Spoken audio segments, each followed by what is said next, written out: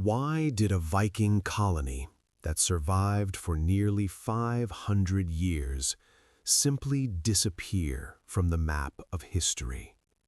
For centuries, the Norse settlers of Greenland lived at the very edge of the known world, farming frozen land, raising cattle under Arctic skies, trading ivory across oceans, and believing with quiet confidence that their way of life would endure forever. When the last ship left Greenland and never returned, no battle was recorded, no final scream was written down, no single moment marked the end. Instead, silence slowly swallowed an entire society.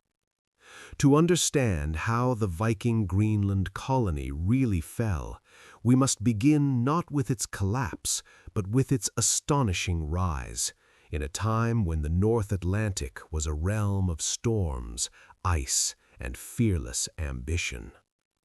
In the late 10th century, longships cut through black waters as Eric the Red led families westward toward a land he boldly named Greenland, not because it was green, but because hope was a powerful tool.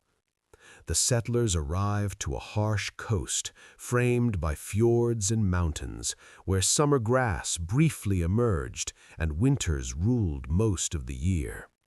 Yet they built farms, churches, and communities that mirrored Norway and Iceland, clinging to familiar traditions as if distance itself could be ignored. They raised cows and sheep, carved wood where trees were scarce, and measured time by seasons that grew colder with every generation. For centuries, life continued in a fragile balance, dependent on short summers, stable sea ice, and ships that connected them to Europe. The colony's survival depended not on strength, but on precision, precise timing, precise climate conditions, precise trade routes. A single miscalculation could break everything. And slowly, almost invisibly, the world around Greenland began to change. Temperatures dropped, sea ice thickened, voyages became rarer, and familiar rhythms began to falter. The Vikings did not wake up one morning to find their colony doomed. Instead, they adapted, adjusted, and hoped, convinced that endurance had always saved them before. But Greenland was never meant to forgive mistakes forever. The land remembered every winter, every failed harvest, every ship that never arrived. And while the settlers looked outward for answers, believing help would come from across the sea, the true danger was already closing in from within, a quiet, relentless unraveling that history would only notice centuries later. What if the Greenland Vikings did not fail because they were weak, but because the world they understood simply stopped existing? By the early 13th century, the land that once barely sustained the colony began to betray it in subtle but devastating ways. Winters grew longer, summers shorter, and the thin window for growing grass closed more tightly with each passing decade. This was the beginning of what modern historians would later call the Little Ice Age, but to the people living through it, there was no name, only colder winds, deeper snow, and seas that froze earlier than memory allowed. The Norse farmers depended on hay to keep their cattle alive through winter, and when grass failed to grow tall enough, livestock died quietly in barns, one season at a time. A single bad summer could be survived, but several in a row created shortages that no amount of resilience could fully repair.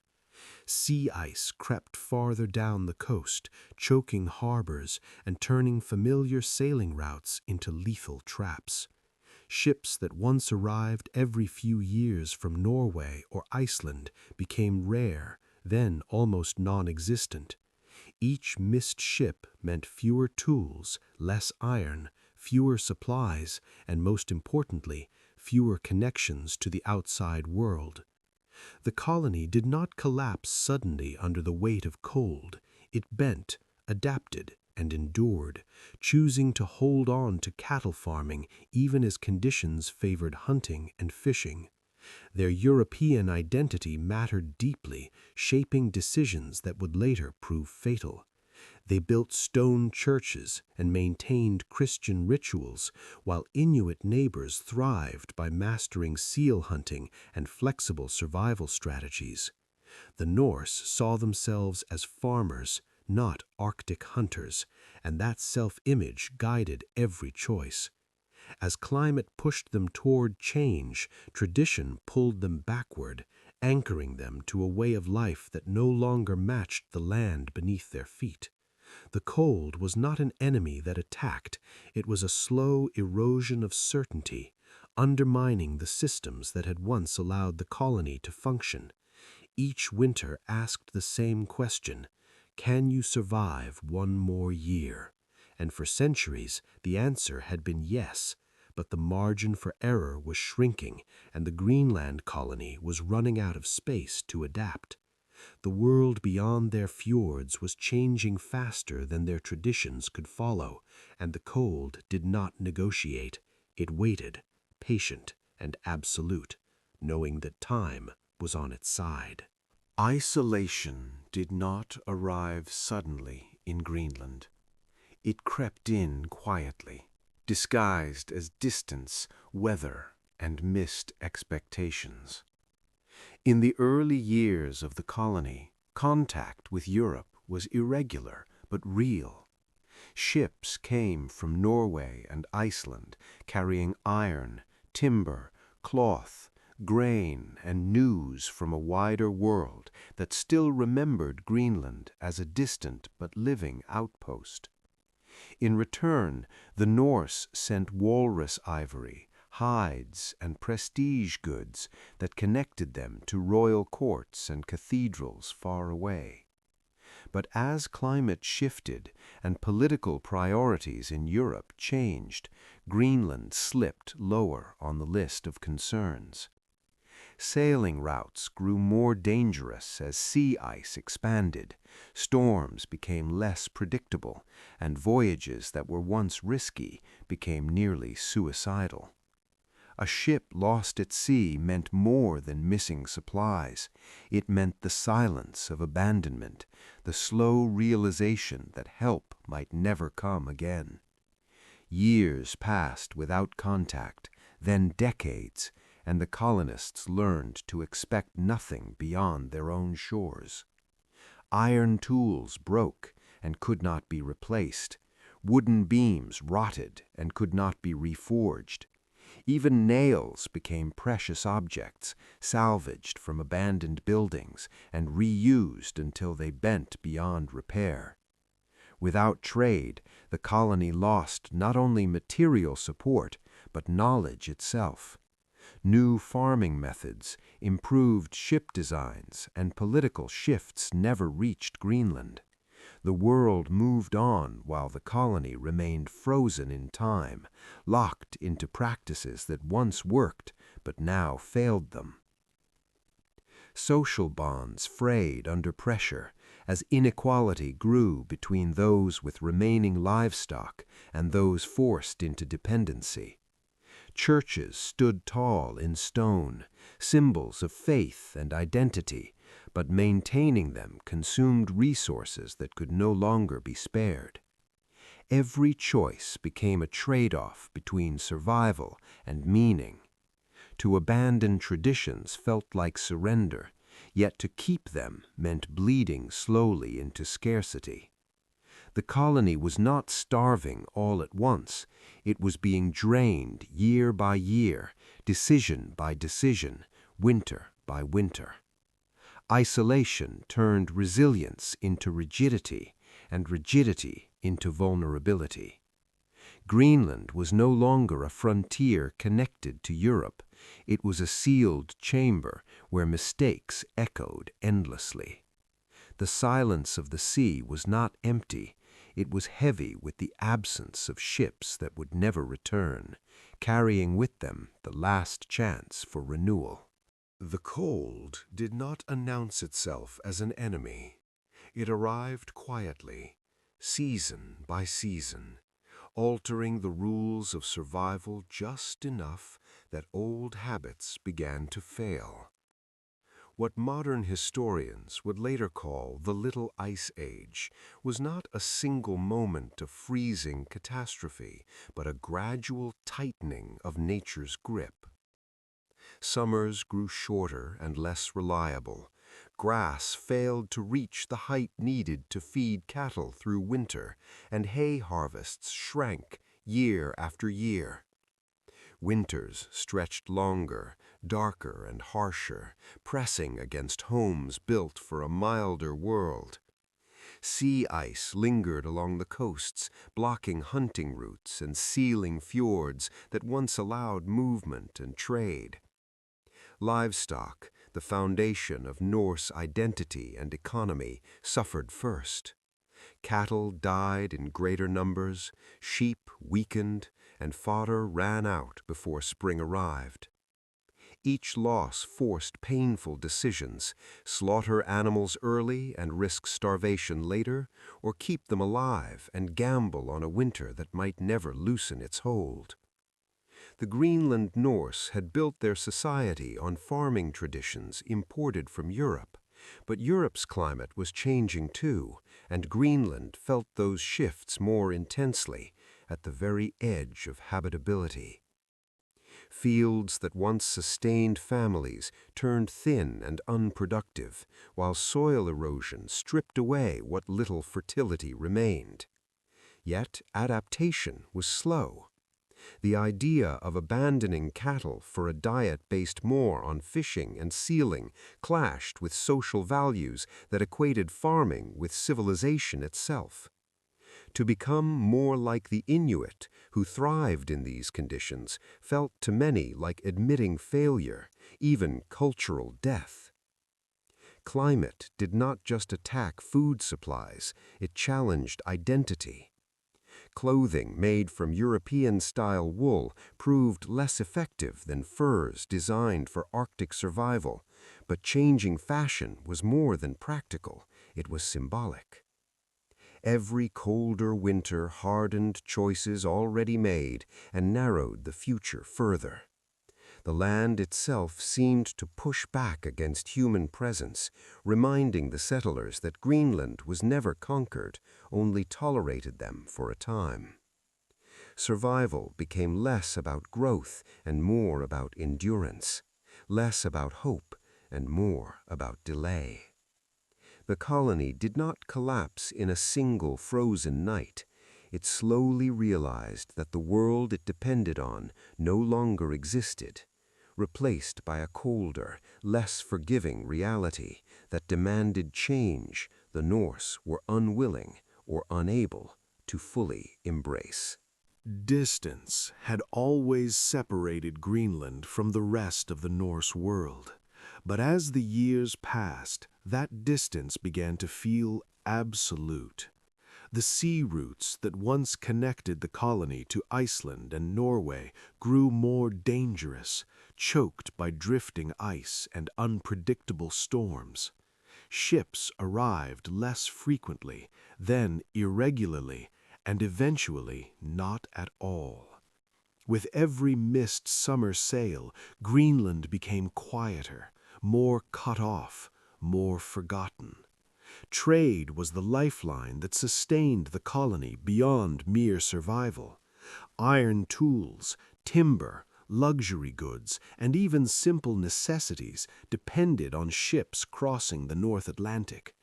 Without iron, repairing farm equipment became nearly impossible. Without timber, homes and ships deteriorated faster than they could be rebuilt. The Norse Greenlanders had little they could offer in return except walrus ivory, once a prized commodity in Europe, but even that market began to collapse as elephant ivory became more accessible elsewhere. Greenland's greatest export lost its value just as the colony needed trade the most. Messages stopped arriving. News of political shifts, wars, and plagues in Europe never reached Greenland, leaving the settlers frozen not only in climate but in time. The colony existed in a shrinking bubble of knowledge, repeating traditions without awareness that the world beyond had changed. Isolation bred vulnerability. When a community cannot replace what breaks, cannot call for help, and cannot imagine alternatives, every problem becomes existential. A broken ship meant no escape. A failed harvest meant no external aid. Even faith suffered in isolation as priests became scarce and churches fell into disrepair, eroding the spiritual structure that once gave meaning to hardship. The settlers were not abandoned suddenly. They were slowly erased from the priorities of a distant homeland struggling with its own crises. Greenland ceased to matter because it offered little return and demanded too much risk. The colony remained physically present, but culturally invisible. Isolation transformed challenges into traps. What might have been survivable with support became deadly without it. Greenland was no longer part of an empire or a network. It was a remnant, clinging to memory rather than connection. And in that silence, the fate of the colony grew inevitable, shaped not by a single disaster, but by the absence of rescue, the absence of renewal, and the quiet realization that no ships were coming back. For generations, the Norse settlers of Greenland had believed the land could be mastered through discipline, tradition, and endurance. But the climate was changing in ways no memory or saga could explain. Winters grew longer and darker, tightening their grip on the land earlier each year, while summers became shorter, colder, and less reliable. The growing season shrank until even the hardiest crops struggled to mature before frost returned. Grasslands that once supported cattle and sheep slowly thinned, forcing farmers to slaughter livestock earlier or watch animals starve through the winter. Sea ice crept farther south, closing harbors and blocking the routes that ships once used to reach the settlements. Even the familiar rhythms of hunting changed as seals migrated differently and fish populations shifted with colder waters. The settlers noticed these changes not as abstract climate patterns, but as daily losses: empty fields, frozen soil, animals collapsing in the snow. Their homes, built for a milder world, offered little protection against the intensifying cold, and fuel became precious as driftwood grew scarcer. The Little Ice Age had begun, though the Norse had no name for it and no way to understand its scale. They only knew that each year required more effort for less reward. Yet instead of adapting their way of life, many settlers doubled down on tradition, clinging to European farming methods that no longer matched the land's reality. Cattle remained symbols of status even as they became liabilities, consuming resources better suited for survival. Refusing to abandon familiar practices felt like preserving identity, but it came at a cost. Climate change did not attack Greenland suddenly, it eroded it patiently. Small failures accumulated into systemic collapse. A poor harvest led to hunger. Hunger weakened bodies. Weakness reduced labor, and reduced labor led to poorer harvests the following year. The cold did not simply freeze the land, it froze flexibility. As conditions worsened, choices narrowed, and resilience turned into stubbornness. The settlers were fighting an enemy they could not see, could not negotiate with, and could not outlast by will alone. Climate change did not destroy the Greenland colony by force, it exhausted it. And as the cold tightened its grip, survival demanded adaptation the settlers were increasingly unwilling or unable to make.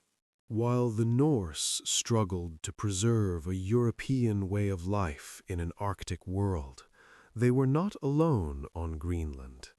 The Inuit, ancestors of the Thule culture, lived nearby and had mastered survival in conditions far harsher than anything the Norse had known before arriving.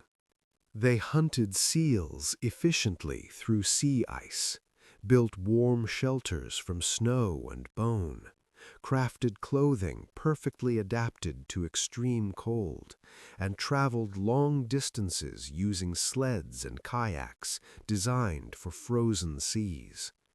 To the Inuit, Greenland was not a marginal land, but a home understood through generations of experience. Yet the Norse largely ignored, avoided, or dismissed this knowledge. Cultural pride and identity created invisible walls stronger than stone. The settlers saw themselves as Europeans, Christians, farmers, and traders, and learning from the Inuit meant admitting that their own traditions were failing. Instead of adopting Inuit technologies, such as harpoons, seal hunting techniques, or fur clothing, the Norse continued to rely on inefficient methods suited for milder climates. Archaeological evidence suggests limited contact between the two groups, but almost no meaningful exchange of survival strategies. This refusal was not born from ignorance alone, but from worldview. The Norse measured success by cattle herds, churches, and ties to Europe, while the Inuit measured success by adaptability and balance with the environment. As conditions worsened, the Inuit adjusted seamlessly, shifting hunting grounds and techniques, while the Norse remained bound to fixed farms and rigid schedules. Every winter highlighted the contrast more sharply. Where Inuit families thrived on seal meat and fat, Norse settlers faced malnutrition. Where Inuit tools evolved continuously, Norse tools remained static. Pride became a slow poison. The refusal to learn was not an active decision made once, but a pattern repeated year after year. Each missed opportunity to adapt narrowed the margin for survival. Cultural isolation turned into ecological vulnerability. The Norse did not fall because solutions did not exist. They fell because those solutions came from a culture they refused to emulate. In the end, the greatest barrier between the Norse and survival was not ice or distance or hunger, but identity itself. As Greenland grew colder and harsher, another force continued to demand loyalty from the Norse settlers: the Church. Christianity had been woven deeply into colonial life, shaping not only beliefs but priorities. Churches were among the most carefully constructed buildings in the settlements, often using precious resources like stone and imported timber that could have been used for housing or storage. Even as food shortages worsened, the tithe remained, and valuable goods were still set aside for religious obligations. The Church represented connection to Europe, legitimacy, and identity, and abandoning its expectations felt like abandoning civilization itself. Yet faith did not keep people warm or fed. Archaeological findings show that during the colony's final centuries, Norse diets shifted dramatically, showing signs of malnutrition, while churches continued to be maintained and expanded. This was not blind devotion, but a desperate attempt to preserve meaning in a world that was slipping away. Religion offered structure and hope when nature became unpredictable, but it also reinforced resistance to change. The church discouraged close interaction with the Inuit, labeling them as pagans and outsiders, further limiting cultural exchange. It reinforced European norms that no longer fit Greenland's reality. Priests held influence over community decisions, often prioritizing tradition over practicality. Even burial practices reflected this imbalance, with bodies interred in frozen ground near churches rather than adapting methods to the environment. Faith became both anchor and weight. In a land that demanded flexibility, rigidity proved costly. The church did not cause the colony's collapse, but it shaped choices in subtle, cumulative ways that favored symbolism over survival. When resources dwindled, every decision mattered, and too many were made for the sake of preserving a familiar worldview rather than ensuring long-term resilience. As winters deepened and isolation grew, the church stood tall, but the people beneath it weakened. In the end, belief alone could not sustain a colony that refused to evolve. From the moment the Norse settled Greenland, their survival depended not only on the land, but on the sea. Trade was the colony's lifeline, binding it to Norway, Iceland, and the wider European world. Walrus ivory was Greenland's most valuable export, prized across Europe for carvings, religious artifacts, and luxury goods. In return, ships brought iron, timber, grain, and tools, items Greenland could not produce on its own. As long as ships arrived, the colony endured. But over time, that lifeline began to fray. Sea ice expanded farther south each year, making voyages increasingly dangerous and unpredictable. Ships that once sailed reliably now faced crushing ice, shifting currents, and longer journeys. At the same time, Europe itself was changing. New sources of ivory entered the market, and demand for walrus tusks declined. Greenland's economic importance faded quietly, without ceremony. Fewer ships arrived, and when they did, they came irregularly, sometimes years apart. Supplies dwindled. Repairs became impossible without iron. Tools broke and could not be replaced. Even communication slowed, leaving settlers unaware of political and economic changes unfolding beyond the horizon. Isolation deepened. The Norse were no longer participants in a global network, but a forgotten outpost at the edge of a changing world. Without trade, Greenland could not adapt to worsening conditions. Each missed ship was more than a delay, it was a severed artery. As imports vanished, survival depended entirely on local resources that were already under strain. The sea, once a bridge to civilization, became a wall. And when the final ships stopped coming altogether, the colony did not collapse immediately. It lingered, weakened and alone, slowly realizing that Europe had moved on. The end did not arrive with conquest or disaster, but with silence. The silence of empty horizons and harbors frozen solid, waiting for ships that would never return.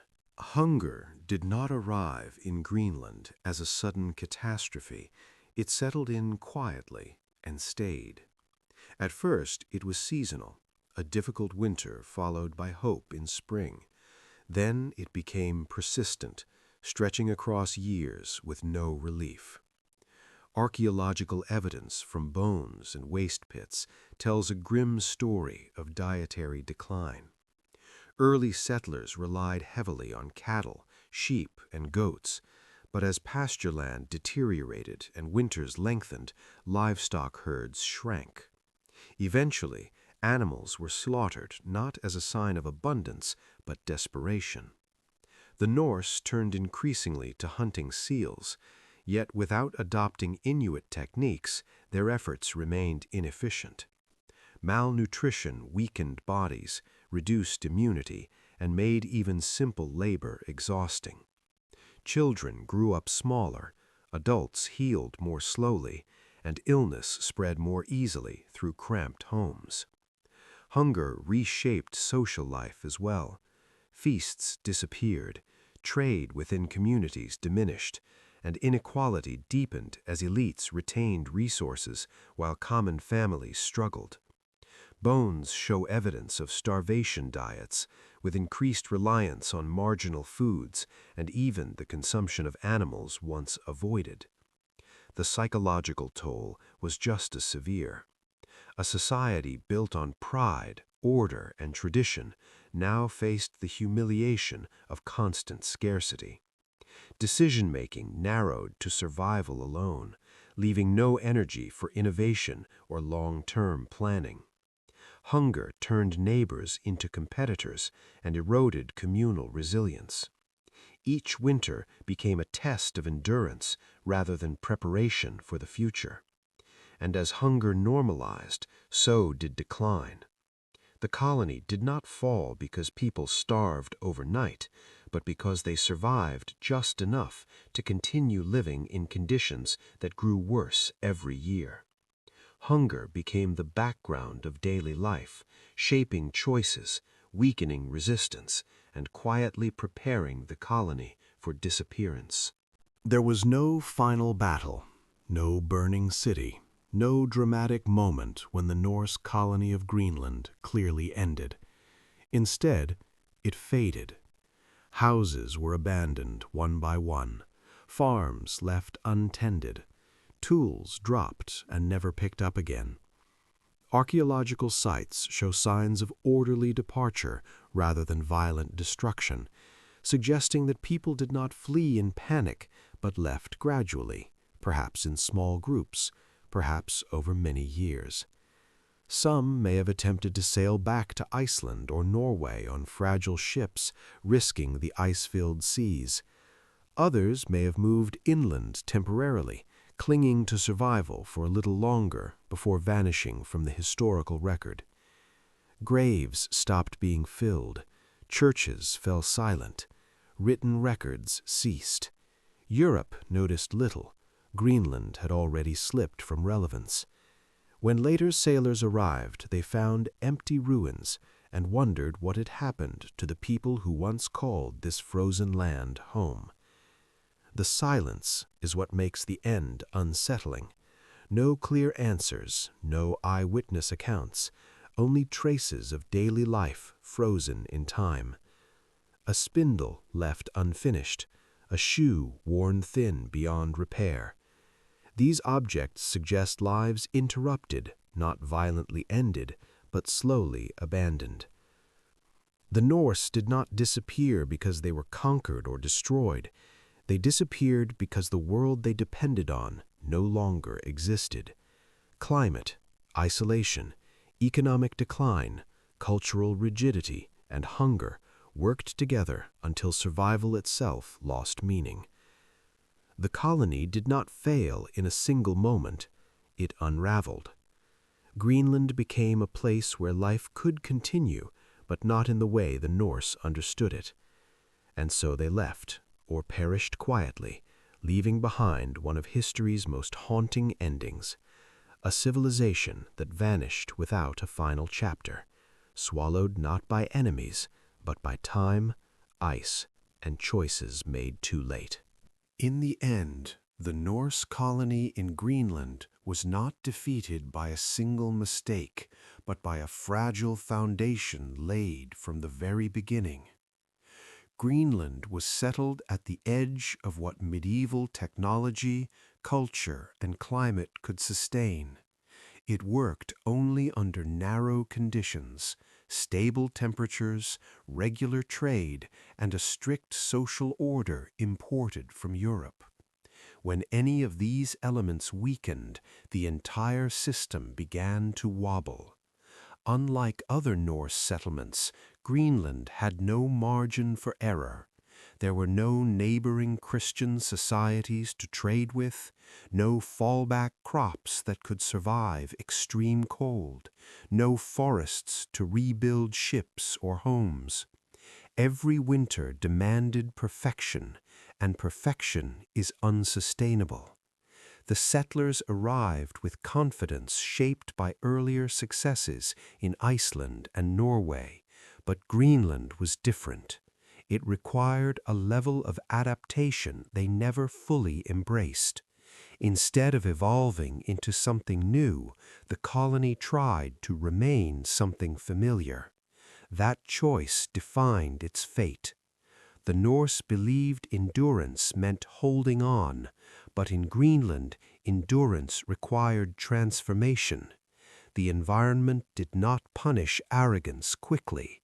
It allowed it to persist just long enough to become fatal.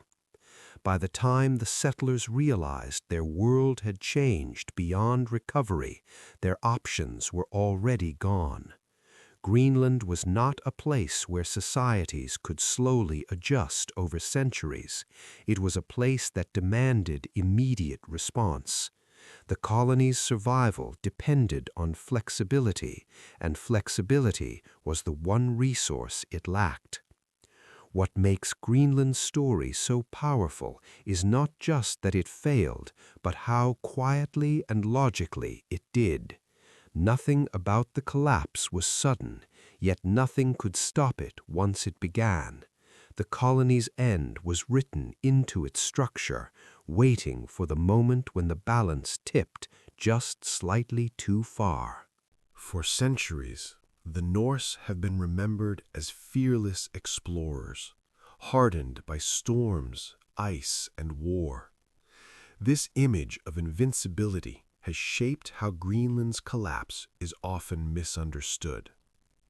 It is tempting to believe that toughness alone should have been enough, that endurance could overcome any environment. But Greenland exposed the limits of toughness without adaptation. The settlers were resilient, disciplined, and capable of extraordinary effort. Yet resilience is not the same as flexibility.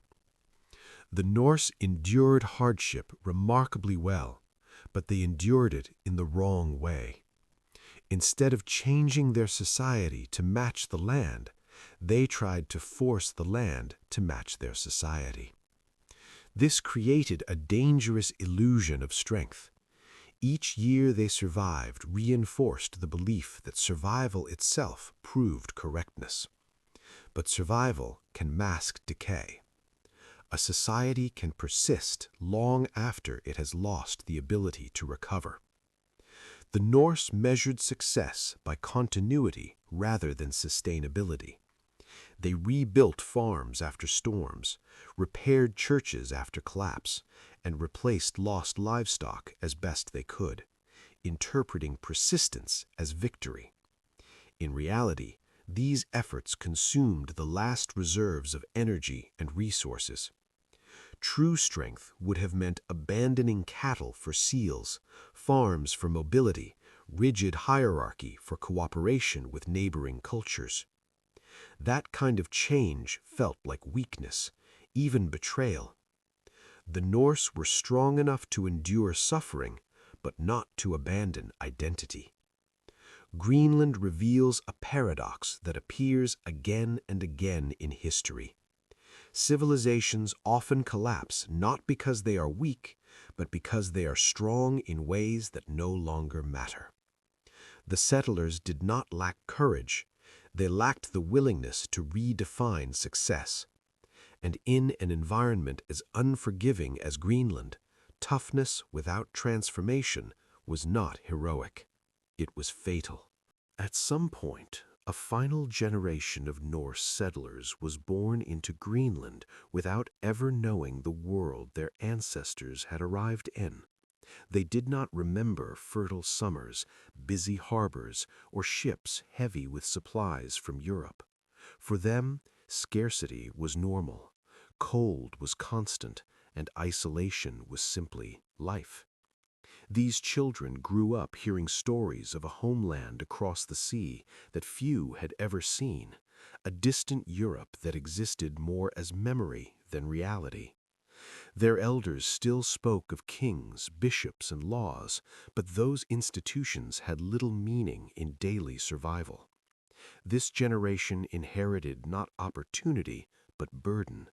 They were expected to maintain farms that no longer fed families, to care for livestock that weakened each year, to uphold traditions that no longer protected them.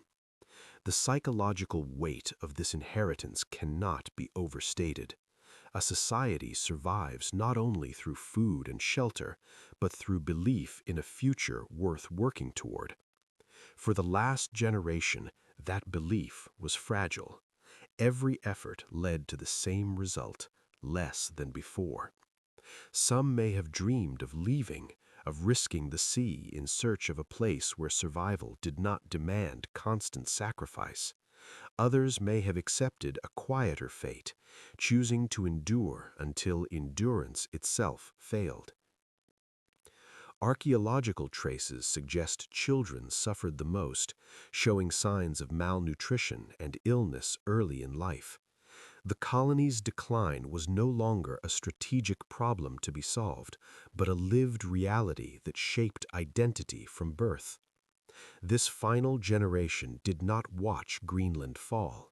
They were born into its fall. And when they disappeared, they took with them not just lives, but the last living memory of a society that had once believed it could last forever at the edge of the world. One of the most striking aspects of the Greenland colony's end is the absence of enemies. There was no invading army, no siege, no dramatic last stand that later generations could turn into legend.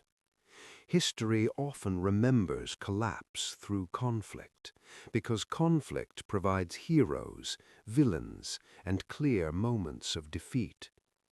Greenland offered none of that. The Norse did not fall to conquest, they fell to conditions. This made the collapse harder to understand and even harder to accept. Without an external enemy to blame, responsibility turned inward. Every failure was personal, every loss felt undeserved. A storm destroyed a barn, ice trapped a ship, a harvest failed again. None of these events could be fought, only endured. In this kind of collapse, heroism had no place. There were no great victories to inspire hope, only endless effort to preserve what little remained. Leadership lost meaning when there were no solutions left to lead toward. Courage became invisible, expressed not in battle, but in daily survival. Repairing roofs in freezing wind, caring for the sick with no medicine, burying the dead in ground too hard to dig. These acts did not change the outcome, but they defined the final years. The absence of enemies also meant the absence of rescue. No one was coming to save Greenland because no one knew saving was needed. Europe's silence was not cruel, just distant. The Norse settlers were left alone with their choices and their consequences. In this quiet ending, collapse was not a dramatic event, but a condition that slowly consumed meaning itself. Greenland did not produce heroes because heroism requires the possibility of victory. Here, There was none, only endurance, until endurance ran out. While the Greenland colony struggled through its final decades, the wider world barely noticed. Europe was changing rapidly, consumed by its own crises and transformations. Plagues reshaped populations, wars redrew borders, and new trade routes began to shift power away from the old medieval centers. Greenland, once an exotic and valuable outpost, had become irrelevant. Maps still showed it, but few thought about the people living there. No urgent messages arrived. No expeditions were launched to check on the settlements. Silence did not mean abandonment by intention. It meant disappearance from importance. This is how many civilizations end, not with attention, but with neglect. The Norse settlers became invisible before they vanished. Even if a final ship had arrived, it likely would have brought little help, because Greenland no longer fit into Europe's priorities. The world had moved forward, while the colony remained frozen in a past that no longer existed. This disconnect sealed their fate. Collapse often requires not just internal failure, but external indifference. When systems no longer depend on you, they stop supporting you. Greenland's end teaches a harsh truth. Relevance is a form of protection. Once a society loses its place in the networks that sustain it, survival becomes entirely internal. And when internal systems are already weakened, collapse becomes inevitable. The Norse did not fail loudly enough for history to intervene. They failed quietly, off the edge of the world, while history looked elsewhere. Long after the last Norse voices faded from Greenland, the land itself preserved the lesson they left behind. Stone foundations remained where wooden homes once stood, their outlines still visible against the tundra. Churches collapsed slowly, not in fire or war, but under the quiet pressure of snow and time. These ruins tell a story more powerful than any saga, because they reveal how collapse truly happens. It does not arrive as a single catastrophe, but as a chain of reasonable decisions made under pressure, each one understandable, each one slightly narrowing the future. The Greenland colony teaches that survival is not guaranteed by effort alone. Hard work, discipline, and tradition can sustain a society for a time, but without the ability to adapt, those strengths become liabilities. The Norse believed that preserving their way of life was the same as preserving life itself. In reality, survival required change so deep it threatened identity. This conflict between who we are and what the world demands is not unique to Greenland. It appears again and again throughout history. Wherever societies face environmental change, economic isolation, or cultural rigidity. Greenland is simply one of the clearest examples because nothing interrupted the process. No invasion rewrote the ending. No recovery followed. The colony was allowed to complete its decline in full view of archaeology. Today, scientists study bones, tools, and ruins to understand how a functioning society reached a point where continuity was no longer possible. The lesson is uncomfortable because it applies everywhere. Collapse does not require failure at everything.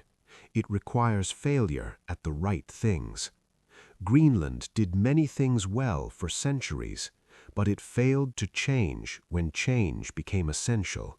and that failure mattered more than all its successes combined.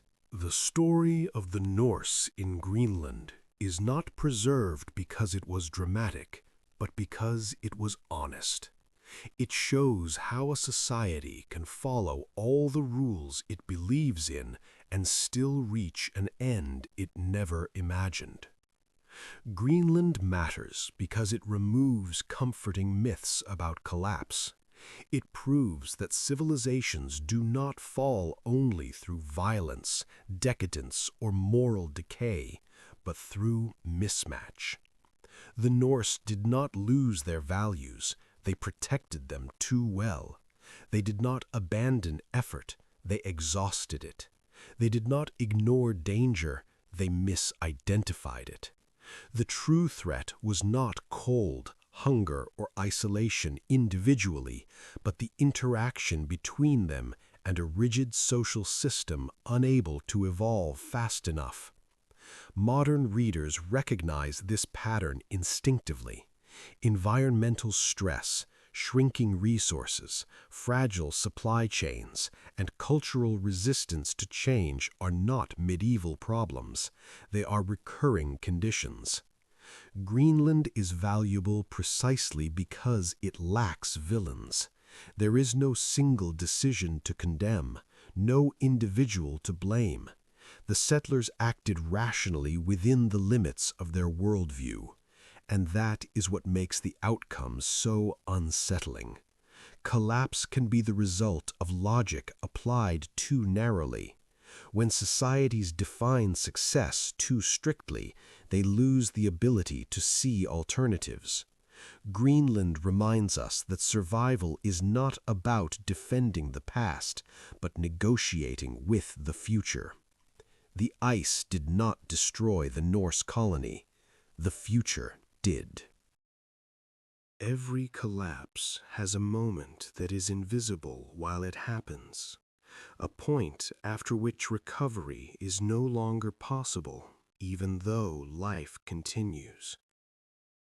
For the Norse colony in Greenland, that moment did not arrive with famine, nor with the loss of trade, nor with the coldest winter. It arrived when adaptation became culturally impossible. By the time conditions grew severe enough to demand radical change, the social, religious, and economic structures of the colony could no longer support it. The skills needed to survive as Inuits survived were not merely unknown, they were incompatible with how the Norse defined themselves. The loss of trade removed external support. Climate change removed environmental stability, and hunger removed physical strength, but identity removed choice. Once cattle farming, European clothing, Christian hierarchy, and social status were locked together. Abandoning one meant threatening all the others. At that point, even logical adaptation felt like collapse itself. The colony crossed its point of no return quietly, without realizing it. People continued farming, praying, repairing, and enduring, unaware that endurance had replaced survival as the goal. There was no single year when Greenland failed. There was only a narrowing future that no longer included recovery. When the final families left or died, the collapse had already happened generations earlier. What remained was momentum carrying a society forward long after its foundations had vanished. Greenland teaches that collapse does not begin when things go wrong, but when systems lose the ability to change direction. Once that happens, time becomes the enemy. When the Norse colony in Greenland finally vanished, it did not leave behind burning cities, mass graves, or written accounts of its final days. it left silence. Stone walls still stood. Churches still faced east. Farms still traced the shape of a European life transplanted into an unforgiving land. The absence of drama is what makes Greenland unsettling. No battle ended it. No single disaster erased it. The colony simply faded out of history, one household at a time, until there was no one left to remember why they stayed. What Greenland left behind is not a mystery of disappearance, but a lesson in fragility. The Norse were skilled sailors, farmers, builders, and survivors, yet they were bound by assumptions about how life was meant to be lived. They believed Europe was the center of the world, that trade would always return, that faith would protect them, and that the land could be shaped to their will. None of those beliefs were irrational, but together they formed a system that could not bend when conditions changed. Greenland reminds us that civilizations do not fall because people are weak or foolish. They fall because the structures that once guaranteed success become obstacles to survival. The Norse did not fail to adapt because they lacked intelligence, but because adaptation demanded the abandonment of identity, hierarchy, and meaning. That price was too high until it was too late. Today, the ruins of Greenland sit frozen in time, preserved not by triumph, but by absence. They ask a question that history repeats again and again. How long can a society continue doing what once worked after the world that made it work is gone? The answer, written in stone and ice, is never as long as people believe. When the Norse colony in Greenland finally vanished, it did not leave behind burning cities, mass graves, or written accounts of its final days. It left silence. Stone walls still stood, churches still faced east, farms still traced the shape of a European life transplanted into an unforgiving land. The absence of drama is what makes Greenland unsettling.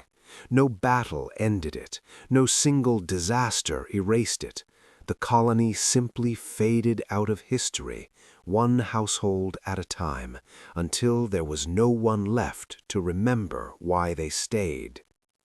What Greenland left behind is not a mystery of disappearance, but a lesson in fragility. The Norse were skilled sailors, farmers, builders, and survivors, yet they were bound by assumptions about how life was meant to be lived.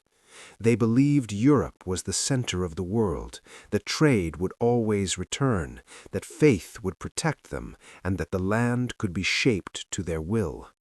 None of those beliefs were irrational, but together they formed a system that could not bend when conditions changed. Greenland reminds us that civilizations do not fall because people are weak or foolish. They fall because the structures that once guaranteed success become obstacles to survival. The Norse did not fail to adapt because they lacked intelligence, but because adaptation demanded the abandonment of identity, hierarchy, and meaning. That price was too high until it was too late.